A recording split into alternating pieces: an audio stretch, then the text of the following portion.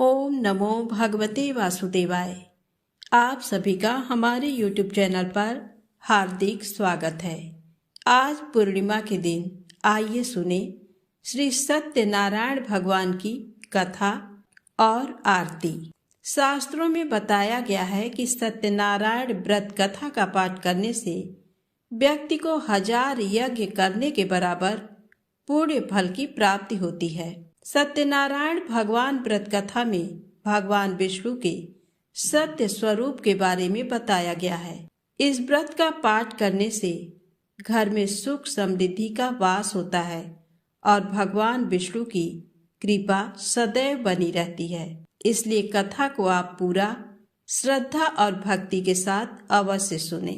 प्रेम से बोले श्री लक्ष्मी नारायण भगवान की जय हो। एक समय की बात है, नैमिषारण्य तीर्थ में शौनक आदि 88,000 ऋषियों ने श्री सूत जी से पूछा, हे प्रभु, इस कलयुग में वेद विद्या रहित मनुष्यों को प्रभु भक्ति किस प्रकार मिल सकती है तथा उनका उद्धार कैसे होगा। हे मुनि श्रेष्ठ, कोई ऐसा तप बताइए जिससे थोड़े समय में ही पुण्य मिले और मनोवांछित फल भी मिल जाए। इस प्रकार की कथा सुनने की हम इच्छा रखते हैं। सर्व शास्त्रों के ज्ञाता सूत जी बोले, हे वैष्णव में पूज्य, आप सभी ने प्राणियों के हित की बात पूछी है, इसलिए मैं एक ऐसे श्रेष्ठ व्रत को आप लोगों को बताऊंगा जिसे नारद जी ने लक्ष्मी नारायण जी से पूछा था और लक्ष्मीपति ने मुनि श्रेष्ठ नारद जी से कहा था। आप सब इसे ध्यान से सुनिए।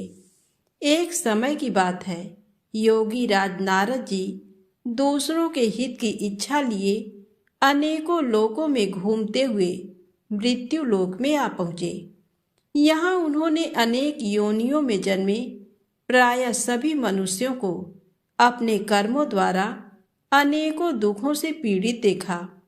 उनका दुख देख नारद जी सोचने लगे कि कैसा यत्न किया जाए जिसके करने से निश्चित रूप से मानव के दुखों का अंत हो जाए। इसी विचार पर मनन करते हुए वह विष्णु लोक में गए।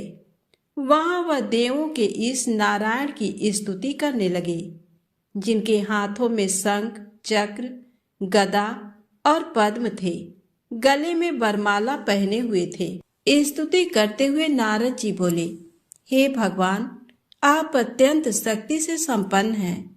मन तथा वाणी भी आपको नहीं पा सकती है। आपका आदि मध्य तथा अंत नहीं है। निर्गुण स्वरूप सृष्टि के कारण भक्तों के दुख को दूर करने वाले आपको मेरा नमस्कार है। नारद जी की स्तुति सुन विष्णु भगवान बोले, हे मुनिश्रेष्ठ, आपके मन में क्या बात है? आप किस काम के लिए पधारे हैं? उसे निसंकोच कहो। इस पर नारद मुनि बोले कि मृत्यु लोक में अनेक योनियों में जन्मे मनुष्य अपने कर्मों के द्वारा अनेकों दुख से दुखी हो रहे हैं। हे नाथ, आप मुझ पर दया रखते हैं तो बताइए कि वो मनुष्य थोड़े प्रयास से ही अपने दुखों से कैसे छुटकारा पा सकते हैं। श्री हरि बोले, हे नारद, मनुष्यों की भलाई के लिए तुमने बहुत अच्छी बात पूछी है। जिसके करने से मनुष्य मोह से छूट जाता है, वह बात मैं कहता हूँ, उसे सुनो। स्वर्ग लोक व मृत्यु लोक दोनों में एक दुर्लभ उत्तम व्रत है जो पुण्य देने वाला है। आज प्रेम बस होकर मैं उसे तुमसे कहता हूँ। श्री सत्यनारायण भगवान का ये व्रत अच्छी तरह विधान पूर्वक करके मनुष्य तुरंत ही यहाँ सुख भोग कर मरने पर मोक्ष पाता है। श्री हरि के वचन सुन नारद जी बोले कि उस व्रत का फल क्या है और उसका विधान क्या है। ये व्रत किसने किया था? इस व्रत को किस दिन करना चाहिए? हे प्रभु, सभी कुछ विस्तार से बताएं।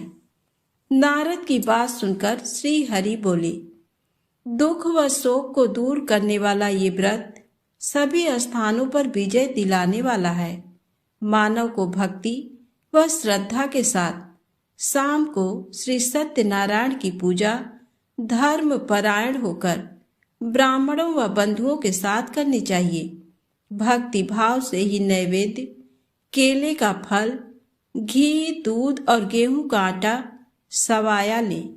गेहूं के स्थान पर साठी का आटा, शक्कर तथा गुड़ लेकर वह सभी भक्षण योग्य पदार्थों को मिलाकर भगवान का भोग लगाएं। ब्राह्मणों सहित बंधु बांधवों को भी भोजन कराएं। उसके बाद स्वयं भोजन करें।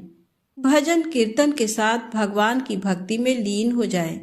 इस तरह से सत्यनारायण भगवान का ये व्रत करने पर मनुष्य की सारी इच्छाएं निश्चित रूप से पूरी होती हैं। इस कलिकाल अर्थात कलयुग में मृत्यु लोक में मोक्ष का यही एक सरल उपाय बताया गया है। सूत जी बोले, हे ऋषियों, जिसने पहले समय में इस व्रत को किया था उसका इतिहास कहता हूँ, ध्यान से सुनो। सुंदर काशीपुरी नगरी में एक अत्यंत निर्धन ब्राह्मण रहता था। भूख प्यास से परेशान वह धरती पर घूमता रहता था। ब्राह्मणों से प्रेम करने वाले भगवान ने एक दिन ब्राह्मण का वेश धारण कर उसके पास जाकर पूछा, हे विप्र, नित्य दुखी होकर तुम पृथ्वी पर क्यों घूमते हो? दीन ब्राह्मण बोला, मैं निर्धन ब्राह्मण हूँ, भिक्षा के लिए धरती पर घूमता हूँ। हे भगवान, यदि आप इसका कोई उपाय जानते हो तो बताइए। वृद्ध ब्राह्मण कहता है कि सत्यनारायण भगवान मनोवांछित फल देने वाले हैं, इसलिए तुम उनका पूजन करो।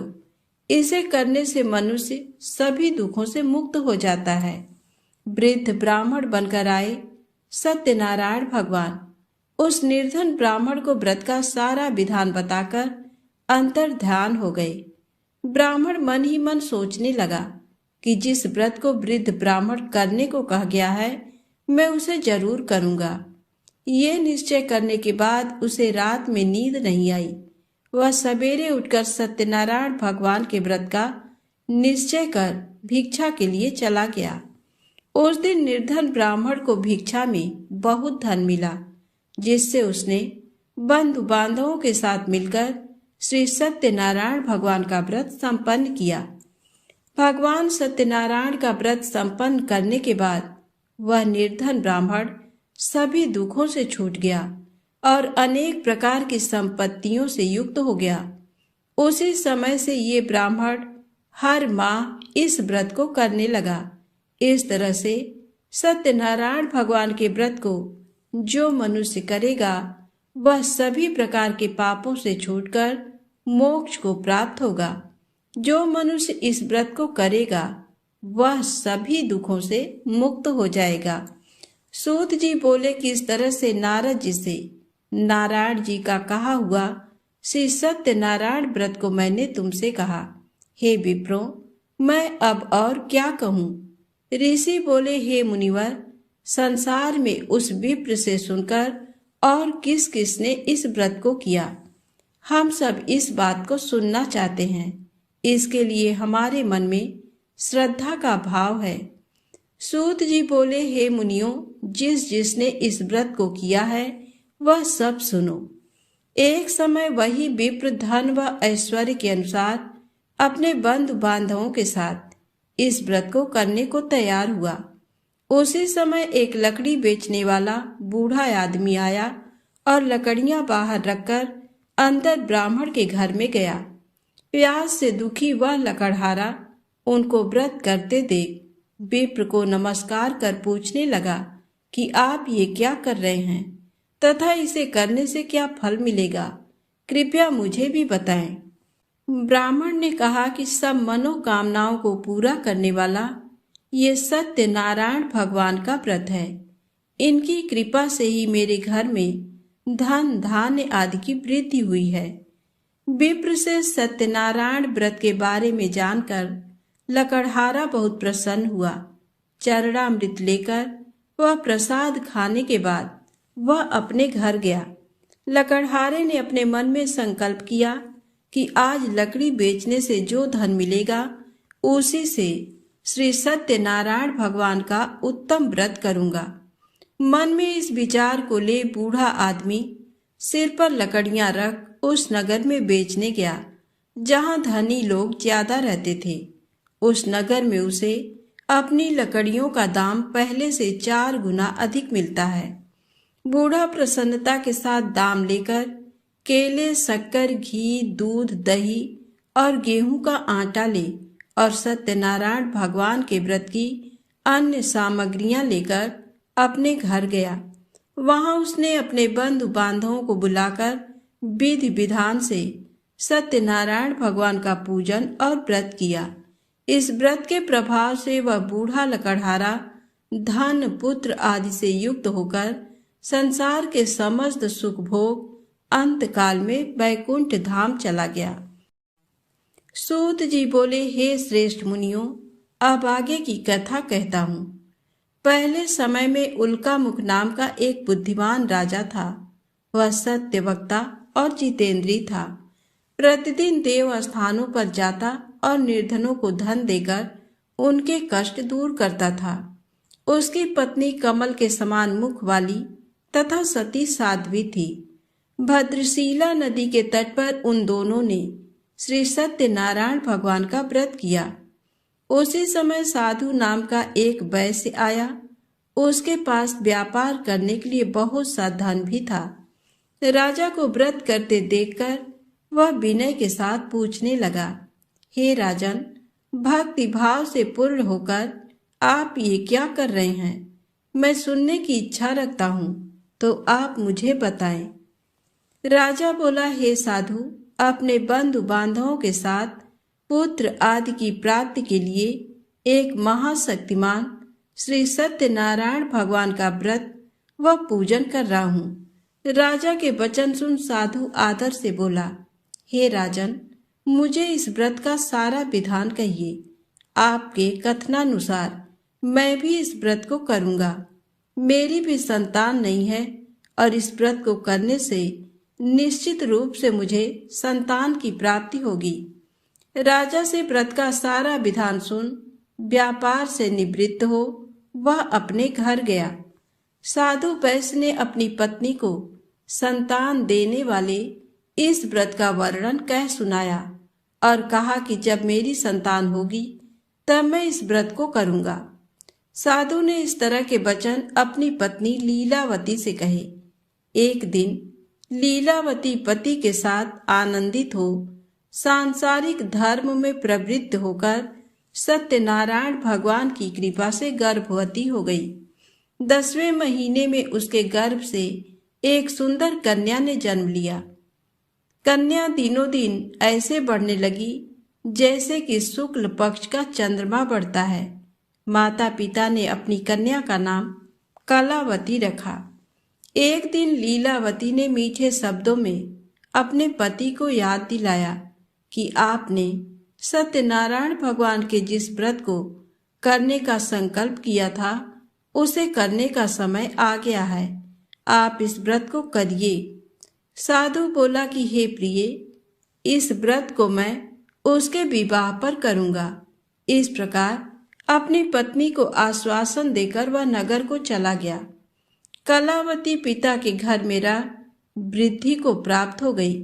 साधु ने एक बार नगर में अपनी कन्या को सखियों के साथ देखा तो तुरंत ही दूत को बुलाया और कहा कि मेरी कन्या के योग्य वर देखकर आओ। साधु की बात सुनकर दूत कंचन नगर में पहुंचा और वहां देखभाल कर लड़की के सुयोग्य वणिक पुत्र को ले आया। सुयोग्य लड़के को देख साधु ने बंधु बांधवों को बुलाकर अपनी पुत्री का विवाह कर दिया।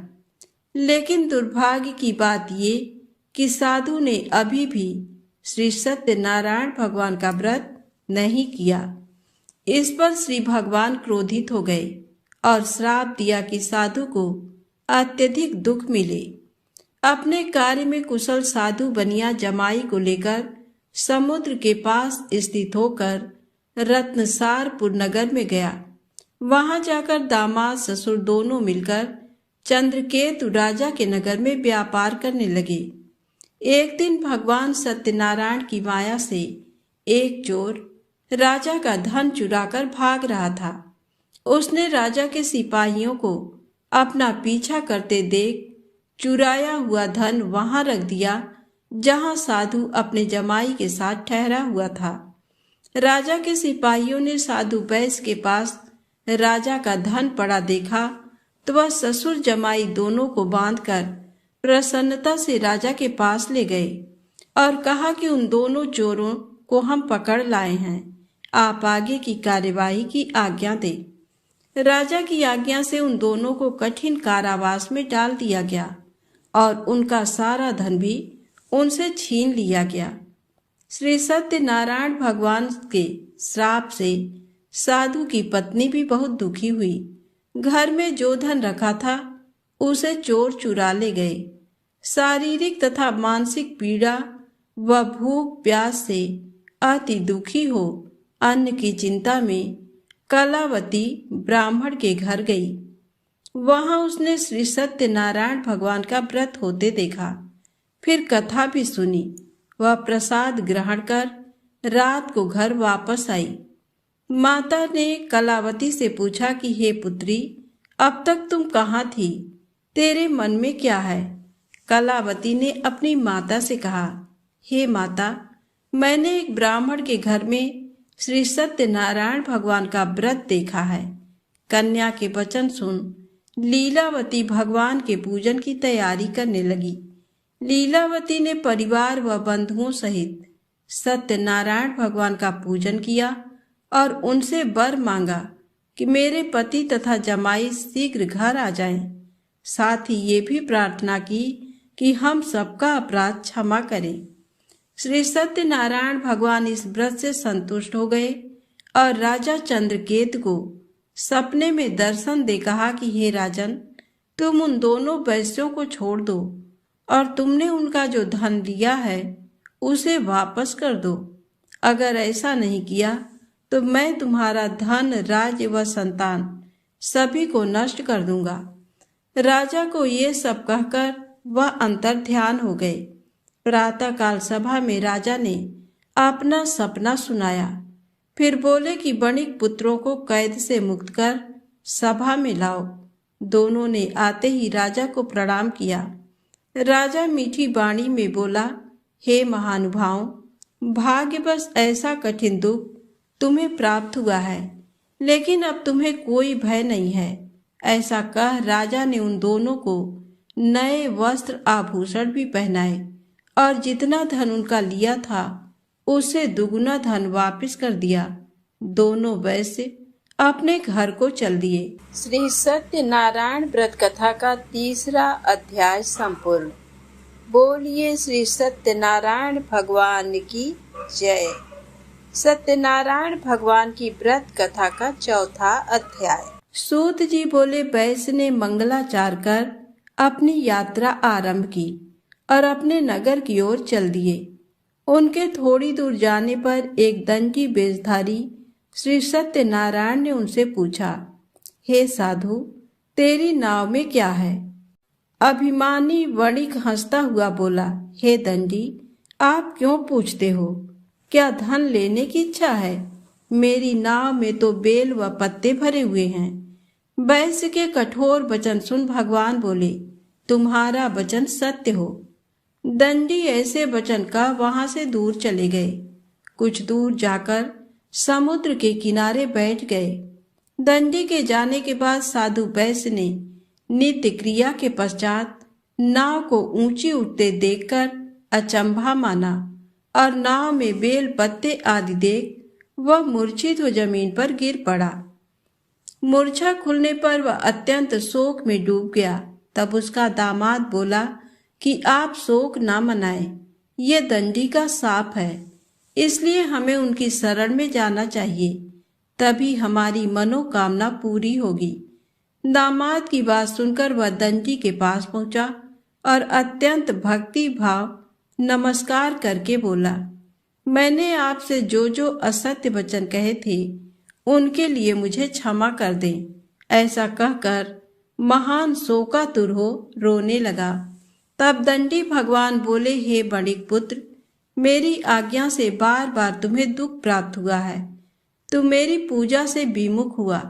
साधु बोला, हे भगवान, आपकी माया से ब्रह्मा आदि देवता भी आपके रूप को नहीं जानते, तब मैं अज्ञानी कैसे जान सकता हूँ। आप प्रसन्न होइए, अब मैं सामर्थ्य के अनुसार आपकी पूजा करूँगा।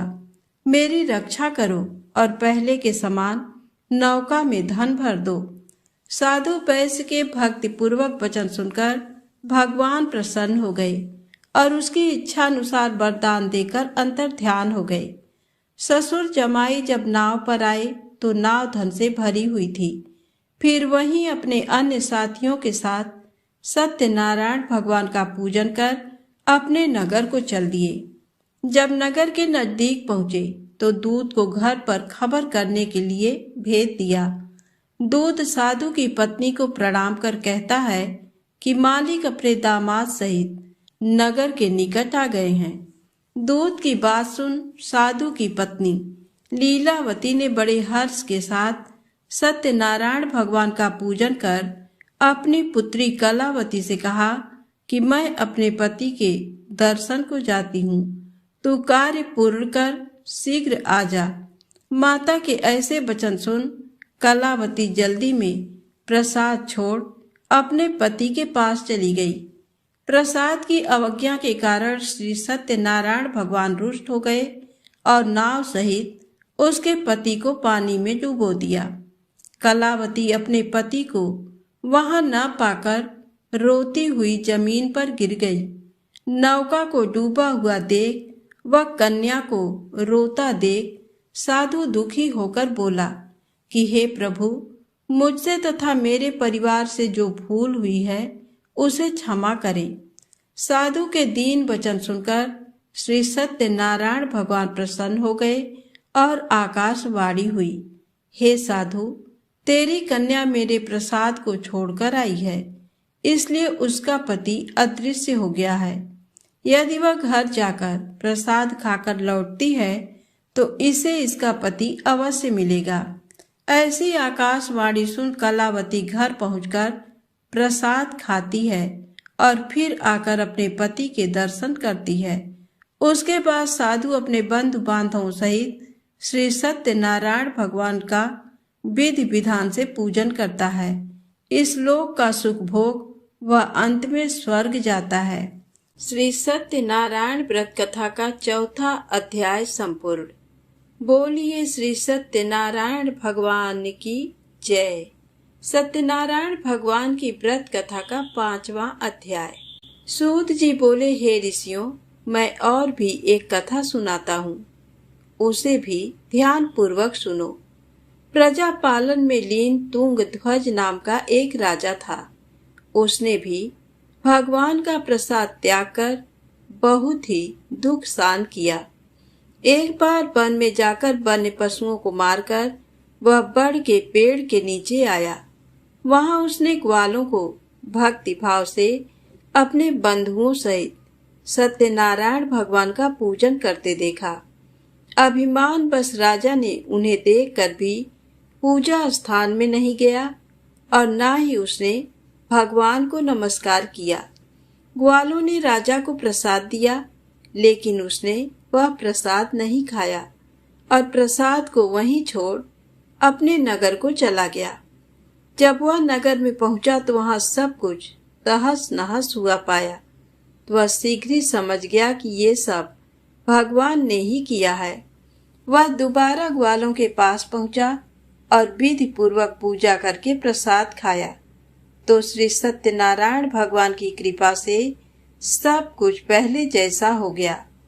दीर्घ काल तक सुख भोगने के बाद मरणोपरांत उसे स्वर्ग लोक की प्राप्ति हुई।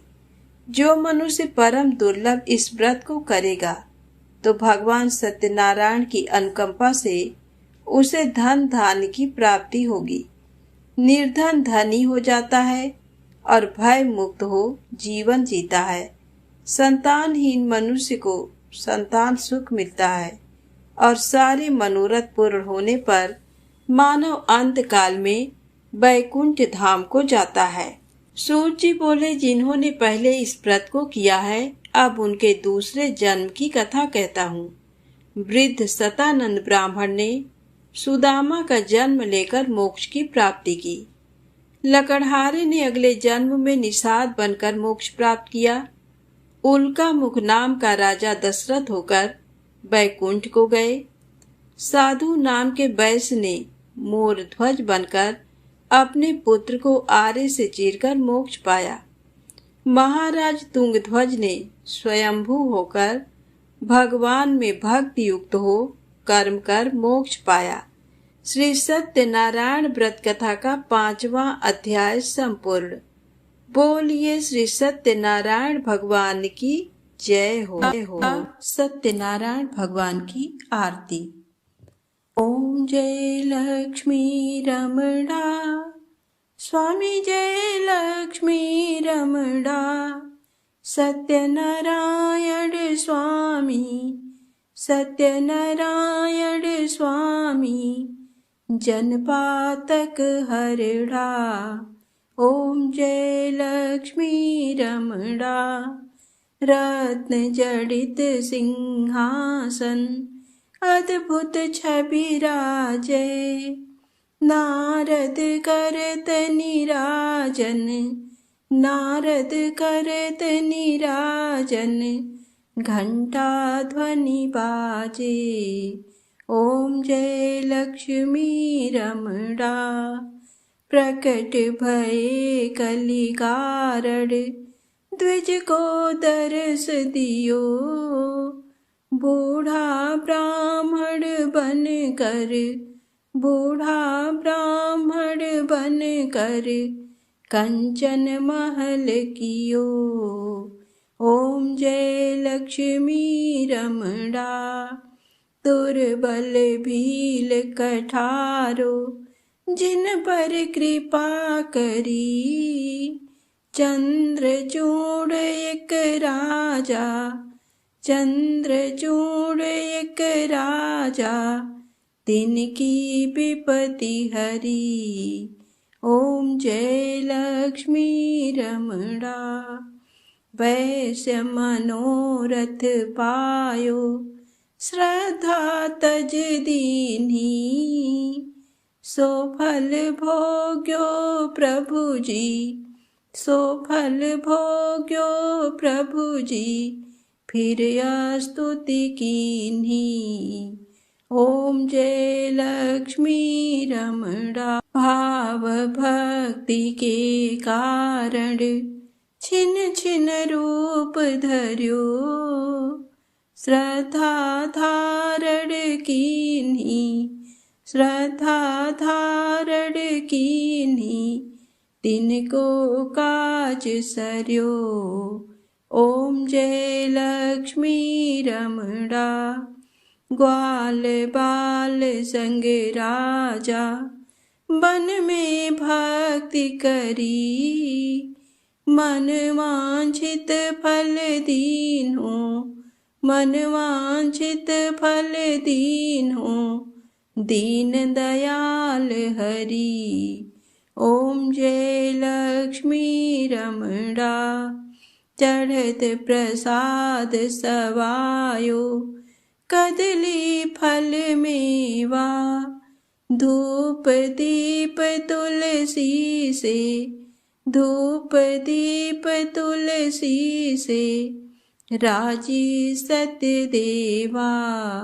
ओम जय लक्ष्मी रमणा, श्री सत्यनारायण जी की आरती जो कोई नर गावे, रिद्धि सिद्धि सुख संपत्ति सहज रूप पावे।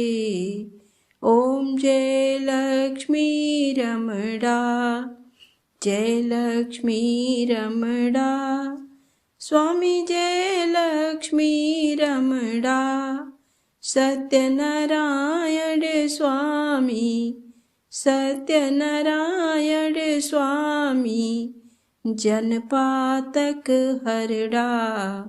ओम जय लक्ष्मी रमणा। प्रेम से बोले सत्यनारायण भगवान की जय।